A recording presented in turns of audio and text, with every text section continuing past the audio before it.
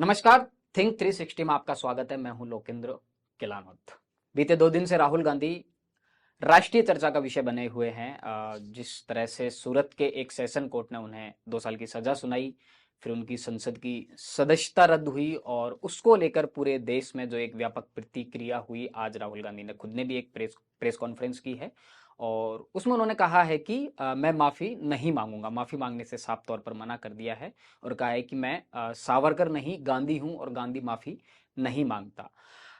जनप्रतिनिधि अधिनियम जिसके तहत राहुल गांधी की संसद सदस्यता रद्द की गई है, उसको लेकर जो पूरा जो एक प्रोसेस है कि किस तरह से किसी भी जनप्रतिनिधि की सदस्यता किसी भी हाउस से रद्द की जाती है और उसका पूरा क्या तरीका है, जिसको लेकर शायद लोगों के बीच में जानकारी का अभाव है। तो वरिष्ठ पत्रकार प्रदीप बिदावत हमारे साथ जुड़ेंगे इस पूरे मुद्दे पर बातचीत करने के लिए। प्रदीप जी, बहुत स्वागत है आपका। और जिस तरह धन्यवाद से एक लोकेंद्र। उठापटक का माहौल है, राहुल गांधी की संसद सदस्यता जाना, इसमें एक दूसरी बात ये भी है कि जो एक टेक्निकल चीज है इसमें कि चर्चा दूसरे विषय पर राहुल गांधी प्रेस कॉन्फ्रेंस करते हैं कि मैं माफी नहीं मांगूंगा, सावरकर नहीं गांधी हूँ, गांधी माफी नहीं मांगता। पूरे जितने भी प्रदेश कांग्रेस है, राजस्थान हो, मध्य प्रदेश, हर जगह से इसकी एक व्यापक प्रतिक्रिया हुई। लेकिन जो एक तकनीकी विषय है, देखिए, आप जनप्रतिनिधि लोकेंद्र अधिनियम। जी इस पे बात कर रहे हैं कि तकनीकी जो प्रोसेस है, जी जनप्रतिनिधित्व जी अधिनियम जिसके जी तहत जी उनकी सदस्यता रद्द की जी जी, गई और है, उसको राजस्थान के परिप्रेक्ष्य संविधान का में कैसे देखते हैं? 226वां जो अनुच्छेद है उसमें जी इसका प्रावधान है। जी वो थोड़ा दर्शकों के लिए भारी हो जाएगा। जी मैं आपको इसके इतिहास में ले चलता हूँ। जी जी बेसिकली ये चौथी पीढ़ी है भारतीय राजनीति में राहुल गांधी। पहली जी पीढ़ी पे जवाहरलाल नेहरू थे, ठीक है। दूसरी पीढ़ी में इंदिरा गांधी जी रहीं, जी तीसरी पीढ़ी राजीव गांधी। राजीव गांधी और चौथी राहुल गांधी। ठीक है। और चारों ही पीढ़ियों में इस कानून का जो उपयोग हुआ है, जी किस तरीके से इस कानून पे काम करते हुए कांग्रेस ने अपने राजनीतिक विरोधियों को चित किया, या राजनीतिक विरोधियोौ ने किस तरीके से कांग्रेस को चित किया, इस पे जी बात करेंगे आज अपन। और ठीक है। चूंकि ठीक अपना फोकस राजस्थान पे रहना है, आपने जैसा कहा, जी तो भारत में जब 1951 और 52 में चुनाव हुए थे, बड़ा देश था ठीक है। और हालात अलग थे। जी मतलब पहले चुनाव में 80 लाख महिला मतदाता वोट नहीं डाल पाई क्योंकि उनका कोई नाम नहीं था। जी आपको जान के आश्चर्य होगा कि वो महिलाएं किसी की पत्नी या बेटी कहलाना पसंद करती थी, इंडिविजुअल उनका नाम ही नहीं था लिखने के जी लिए। तो बड़ा रोचक चुनाव हुआ था, करीब 6 महीने तक प्रोसेस चला था। जी तो पहले साउथ के हिस्सों में चुनाव हुआ तो जो पहला केस आया किसी सदस्य तक निर्वाचन रद्द करने का, जी वो मद्रास से आया। मद्रास हाईकोर्ट जी का एक फैसला है, जी 1953 में वो करीब फैसला आया था। मद्रास जो इलेक्शन ट्रिब्यूनल था उसका, जी और कोयम्बटूर ट्रिब्यूनल का, और उसमें एक सदस्य की सदस्यता रद्द की गई। और उसी दौरान राजस्थान का जिक्र आता है, यहां 2 लोगों की सदस्यता रद्द की गई। जी वो मैं आपको इतिहास में ले जाना चाहूंगा। जब राजा रजवाड़ों का दौर खत्म हो गया तो ज्यादातर राजा महाराजा और जो जागीरदार थे जी वो चुनाव में खड़े हुए। ठीक है। जोधपुर महाराजा हनवंत सिंह के नेतृत्व में एक बड़ा मतलब उन्होंने एक आंदोलन खड़ा कर दिया था कांग्रेस के। कांग्रेस की ओर से, कांग्रेस में 2 धड़े थे, जी एक पटेल का दल था और एक नेहरू का दल नेहरू था। का था। जी तो पटेल के खेमे से यहाँ जो जिनकी वनस्थली के जो हुआ कर हीरालाल हीरालाल शास्त्री। जी शास्त्री हुआ जी करते जी थे, और उधर नेहरू की ओर से घोषित उम्मीदवार मोटे मोटे जय तौर पे नारायण। जय नारायण व्यास थे। जय नारायण व्यास ने 2 जगह चुनाव लड़ा, जोधपुर शहर से हनवंत सिंह के सामने, जी और आहोर जो कि जालोर जिले में है, वहां पे माधो सिंह भैंसवाड़ा के सामने। जी कांग्रेस का चुनाव चिन्ह हुआ करता था 2 बैलों की बैल जोड़ी। बैल की जोड़ी। जी तो उस समय एक कहावत भी चर्चित हुई, बैलवाड़ा बनाम भैंसवाड़ा। जी उनका सरनेम बैल जी भैंसवाड़ा था। और तो वो टाइम्स ऑफ इंडिया में कार्टून छपा, काफी चर्चित हुआ। उसका उल्लेख जो एक लेखक हैं जो आईएएस रहे हैं, ओंकार सिंह बाबरा, जी रिटायर्ड सेवानिवृत्त आईएएस, उन्होंने उसमें उल्लेख किया है।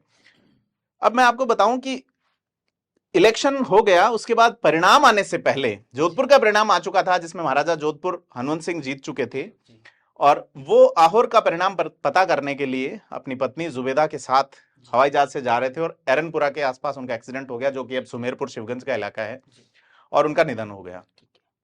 बड़ी संख्या में जागीरदार और ठिकानेदार जीत के आए थे। उनके एक दो लोग जो थे जी वो नहीं जीत पाए, जिसमें क्षत्रिय युवक संघ के संघ प्रमुख रहे आयुवान सिंह हुडील भी रहे, जी जो उनके राजनीतिक सलाहकार थे, जो बाद में महारानी गायत्री देवी के सलाहकार रहे। पूरा और चुनाव उन्होंने हाँ, डिजाइन किया था। बड़ा उनका मैं था सो दूर नहीं एक स्लोगन भी उन्होंने दिया था। तो पहले जोधपुर का स्लोगन जो हुक्म हुआ करता था, जब लड़ाइयां लड़के चीजें जीती जाती थी, तो हैफा का युद्ध याद करें तो वहां पे जो नारा था वो जो हुक्म था। अच्छा, बाद में जब डेमोक्रेसी आई तो नारा दिया गया मैं थांसू दूर नहीं, ये आयुमान सिंह का दिया हुआ नारा। रोचक यात्रा है नारों के बदलने की। जी बिल्कुल। तो अब कांग्रेस में यहां पे हीरालाल शास्त्री मुख्यमंत्री बन जाते हैं। चूंकि जयनारायण व्यास को बनाया जाता है तो दल बदला जाता है। जयनारायण व्यास को विधानसभा ले जाना है, इसलिए उन्हें किशनगढ़ से इस्तीफा किसी को दिला के और जयनारायण व्यास को विधानसभा ले जाया गया। फिर शास्त्री जी को भी लगा, शुचिता वाले व्यक्ति थे, शुचिता वाले व्यक्ति जयनारायण व्यास भी थे, लेकिन उठापटक का दौर यहां से शुरू होता है। अब राजपुताने में जो लोग जीते थे उसमें से अधिकांश लोग मारवाड़ में, जिसमें माधो सिंह भैंसवाड़ा खुद थे, जिसमें केसरी सिंह जिनके बेटे अभी खुशवीर सिंह जोजावर एमएलए हैं राजस्थान की विधानसभा मारवाड़ जंक्शन से, वो सारे जो राम राज्य परिषद और जिन दलों से आए थे उन्होंने कांग्रेस ज्वाइन कर ली। ये राजस्थान का पहला दल बदल था। और जिन ठिकानेदारों ने कांग्रेस ज्वाइन नहीं की उनमें से छोटी छोटी आपत्तियों के आधार पर कार्रवाई शुरू हुई। तो राजस्थान में एक सीट पे दो एमएलए का प्रावधान था। जैसे एससी एसटी की सीट थी तो एससी का एक एमएलए दूसरी पे। तो यहाँ पे आमेर ए और बी सीट थी। आमेर सीट जहां से अभी बीजेपी के निवर्तमान प्रदेशाध्यक्ष सतीश पुनिया जी आते हैं, तो आमेर से कुंवर तेज सिंह बागावास, जो कि बागावास ठिकाने से वो एमएलए बने थे, करीब 1400 वोट से जीते थे। और एक कोटा के महारावल संग्राम सिंह भी यहां से आमेर ए से बने थे। आमेर ए और आमेर बी दोनों। लल्लू लाल नाम के एक प्रत्याशी ने एक याचिका दाखिल की कि साहब मैंने फॉर्म भरा था, ठीक है, और मेरा फॉर्म निर्वाचन रद्द कर दिया गया। ऐसा नहीं था कि भाई आपको इलेक्शन गलत तरीके से जिताया गया ये वो। और इसको लेके वो इलेक्शन ट्रिब्यूनल में गया। इलेक्शन ट्रिब्यूनल ने सदस्यता खारिज कर दी, मामला हाईकोर्ट भी गया। तो तेज सिंह और संग्राम सिंह दोनों की सदस्यता उसी तरह से रद्द कर दी गई जैसे उस जमाने में हुई थी। यह पंडित नेहरू का जमाना था, जैसी राहुल गांधी की हुई है उस समय। ये कांग्रेस का पहला वार था नेहरू के जमाने में जो चर्चित रहा मामला। ये जो तेज सिंह के बाद में वापस तुरंत चुनाव परिषद के, जी, तेज सिंह बागेवास राम राज्य परिषद से तुरंत बाद चुनाव होता है। तुरंत बाद चुनाव होने पे कमला बेनीवाल उपचुनाव में बने और मंत्री बनाए गए। बाद में जयनारायण व्यास की भी दुकान मोहनलाल सुखाड़िया उठा देते हैं। और पहला दल बदल भी राजस्थान में है, पहले सरकार गिराने की विरोध वगैरह सारा राजस्थान और बड़ी प्रयोगशाला रहा है राजस्थान। बिल्कुल, और कांग्रेस के लिए खास करके बड़ी प्रयोगशाला रहा है। बाद में मारावल संग्राम सिंह की जगह पर कोई बने थे अंगद राम शास्त्री, आमेर के विधायक बने थे। तेज सिंह बागावास के बारे में मैं आपको बता दूं, तेज सिंह बागावास का बीती 6 दिसंबर 2022 को 98 साल की उम्र में निधन हो गया। मुझे जान के बड़ी हैरत हुई कि वो व्यक्ति जो कि पहला व्यक्ति होगा राजस्थान की विधानसभा में, अगर अपन प्रोसीडिंग देखें, जिसने शराबबंदी की मांग की थी प्रदेश में, प्रश्न लगा के क्या सरकार इसका रखती है विचार। तो सरकार ने कहा हमारे 3 करोड़ के आसपास दारू से रेवेन्यू होती है तो हम इसे कैसे बंद करते हैं। दारू बंद करने का मुद्दा तब भी था। मुख्यमंत्री का स्टेटमेंट नहीं, वो तत्कालीन आबकारी मंत्री शायद भोगीलाल पंड्या थे, मैं जहां तक। ये चलते चलते फिर तेज सिंह बागावास का 6 दिसंबर 2022 को निधन हुआ है। मैं इस निधन को इसलिए कोट कर रहा हूं कि वो विधानसभा के सदस्य रहे हैं। उनका निर्वाचन सही था या गलत ये अलग है, लेकिन उनकी कई प्रोसीडिंग्स में है। अभी मुख्यमंत्री ने और गुलाबचंद कटारिया ने जिस अप्राइज का विमोचन किया है, जो एमएलएज की हिस्ट्री जिस पे है, तो हिस्ट्री में आज भी Tej Singh as an first MLA of first legislative assembly from the Amer वो एग्जिस्ट करते हैं। लेकिन विधानसभा की बैठक लंबी चली, करीब 2-3 महीने तक, और तेज सिंह को शोकाभिव्यक्ति नहीं दी गई।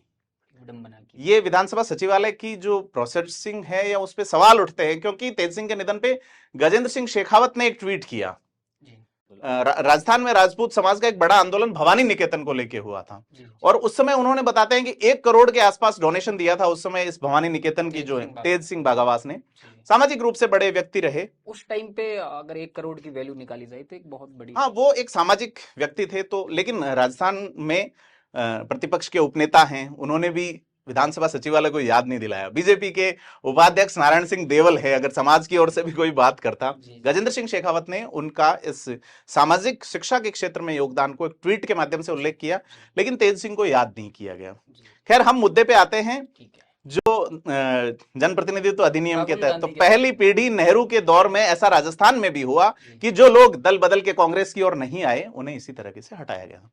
सेकंड प्रयोग बाद में और लंबे चले, लेकिन मैं चर्चित किस्सों का उल्लेख करूंगा। जी, चर्चित किस्सा जो हुआ इंदिरा गांधी के दौर में, ठीक है, पूरा भारत जानता है, भारत के जो नजीर वाले फैसले हैं उसमें Rajnarayan versus Indira Gandhi case, Allahabad high court, justice Jagmohan Lal Sinha, ji, वो रिमार्केबल फैसला पूरे हिंदुस्तान ही नहीं पूरी दुनिया में, जिसने तत्कालीन प्रधानमंत्री का निर्वाचन रद्द किया और 6 साल के लिए उन्हें चुनाव लड़ने के लिए अयोग्य घोषित कर दिया।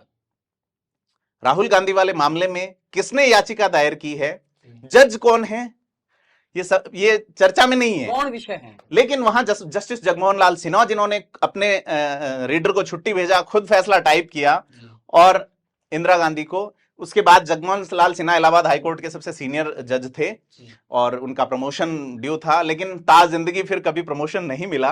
और जस्टिस जगमोहन लाल सिन्हा ने वो फैसला ऐसे दौर में दिया, शायद 15 जून थी आई थिंक, जब हाईकोर्ट की छुट्टियां चल रही थी।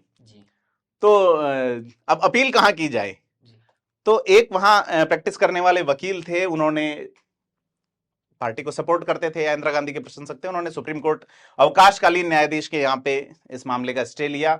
उसका परिणाम बाद में वो सुप्रीम कोर्ट में जज बने थे, वो एक अलग चीजें हैं सारी, लेकिन ये हर दौर में होता रहा है। लेकिन वो जगमोहन लाल सिन्हा वाला फैसला इसलिए समीचीन है क्योंकि वो तत्कालीन सत्ता के खिलाफ दिया गया था। कांग्रेस ने एक शुरुआत की, उसी तरह से राजीव गांधी के वक्त में भी एक केस आया था 1984 के इलेक्शन को लेके, अजहर हुसैन करके कोई थे, तो उन्होंने उनके, लेकिन फिर उसमें भी एक रिमार्केबल डिसीजन आया है, हालांकि फैसला राजीव गांधी के फेवर में गया। और अब ये चौथी पीढ़ी का मामला आपके सामने है। जनप्रतिनिधित्व अधिनियम के तहत राजस्थान बड़ी प्रयोगशाला रहा है। सीपी जोशी का केस आपको याद होगा, एक वोट से वो हार गए थे, क्योंकि उनका एक वोट से हारना अशोक गहलोत के दूसरी बार मुख्यमंत्री बनने की राह आसान कर गया था, लिहाजा कांग्रेस ने भी इंटरेस्ट नहीं लिया। अब मैं राहुल गांधी पे आता हूं, कांग्रेस ने राहुल गांधी के केस में भी ज्यादा इंटरेस्ट नहीं लिया। कांग्रेस के पास देश के नामचीन वकील सलमान खुर्शीद, कपिल सिब्बल, अभिषेक मनु सिंघवी, ऐसे बड़े बड़े नाम हैं, लेकिन वो उस कोर्ट में मैं कहीं पढ़ रहा, किसी वेबसाइट पे पढ़ रहा था कि ये शायद किसी बीजेपी के नेता का या फिर उनके हवाले से कहा गया है कि न्यायपालिका पर जो कांग्रेस के द्वारा आरोप लगाया जा रहा है कि आपके पास में देश के ख्यातनाम वकील है, कांग्रेस कर क्या रही थी आखिर? तो कहीं न कहीं इसमें एक बड़ा राजनीतिक, राहुल गांधी ने जिस तरह से अपने आप को एक रॉर, जिस तरह से दहाड़ के रूप में प्रस्तुत किया है कि मैं माफी नहीं मांगूंगा, तो अब उनको लगता है कि इसे भुनाया जाए, ये जो फैसला आया है इसे भुनाया जाए। तो ये कोई पहली बार नहीं हुआ है, चूंकि ये राहुल गांधी के साथ हुआ है, चूंकि इंदिरा गांधी के साथ 1975 में हुआ था, इमरजेंसी लग गई थी, उस सरकार में थे, अब सरकार में नहीं है, तो क्या कर सकते हैं, प्रेस कॉन्फ्रेंस कर रहे हैं। हो सकता है राहुल गांधी अपनी दूसरे दौर की यात्रा शुरू करें, जैसा उन्होंने कहा कि और भी हो सकती है यात्राएं। और राजस्थान के परिप्रेक्ष्य में इसको ऐसे देखिए, कांग्रेसी राजस्थान के बड़ी शिद्दत से इंतजार कर रहे हैं कि वहां से कोई फैसला हो, लेकिन बड़े घर के फैसले खुद के नहीं सुलट रहे कि भाई पहले वो वेट कर रहे थे तो राहुल गांधी यात्रा शुरू कर देते, तारीख पे तारीख इसलिए मिल रही है। तो ये सारा कुछ कांग्रेस राजस्थान के लिए गड़बड़ है, दूसरी तरह की आवाजें उठ रही हैं। जी बिल्कुल, रंधावा जी बार बार मीटिंग ले रहे हैं, जी कुछ हो। भाजपा लगातार हमलावर है, जो विधायकों की एक बैठक हुई, बड़े घर में रार, बड़े घर की परेशानी। राजस्थान की राजनीति किस हद तक आपको प्रभावित होती थी? क्या कांग्रेस से? बिल्कुल, कांग्रेस जो बड़े फैसले लिए जाने थे, इस तरह की जो चर्चाएं चलती हैं कि कांग्रेस में कुछ बड़े फैसले होने वाले हैं, राजस्थान को अभी टलता दिख रहा है, क्योंकि ये चीज बीजेपी अभी लगातार इसको खेलेगी, क्योंकि बजट में जो प्रावधान किए गए हैं वो 1 अप्रैल से बजट केंद्र सरकार का करों पे और ये चीजें आएंगी, महंगाई बढ़ेगी घटेगी नहीं होगी, इन पे लोगों पे असर आना शुरू होगा, तो लोगों का ध्यान बटा रहे, ये राजस्थान सरकार चाह रही है और निश्चित तौर पे केंद्र सरकार भी केंद्र के मामलों में चाह रही है। तो इसलिए राहुल गांधी का अब मकान खाली कराने का प्रयास होगा, हो सकता है कि उनकी सिक्योरिटी पे कोई बात हो, तो राहुल गांधी इसमें अपने आप को प्रेजेंट करने की कोशिश करेंगे और कांग्रेस बीजेपी संगठन के जो काम है वो टाले जाएंगे। जी बिल्कुल, तो ये एक बड़ी बात है। राजस्थान कांग्रेस से भी व्यापक प्रतिक्रिया हुई है। बिल्कुल, राजस्थान कांग्रेस से हुई है, यहाँ पे इन्होंने प्रदर्शन किया है गवर्नर के वहां पे, कल आपने देखा होगा सचिन पायलट नहीं थे उनके प्रदर्शन में। वो कांग्रेस का आपसी, देखिए सचिन पायलट अक्सर मतलब विलगाव वाली स्थिति है, पहले रंधावा और उनके कूल रिलेशन थे, लेकिन अब रंधावा ने जैसे ही कहा है कि अब तो पार्टी के विधायक चाहेंगे तो सीएलपी बुलाई जाएगी, तो मुझे लगता है कि ये चीज अब ठंडे बस्ते में चली गई है और कैसे क्या होगा ये भविष्य के गर्त में है। जी।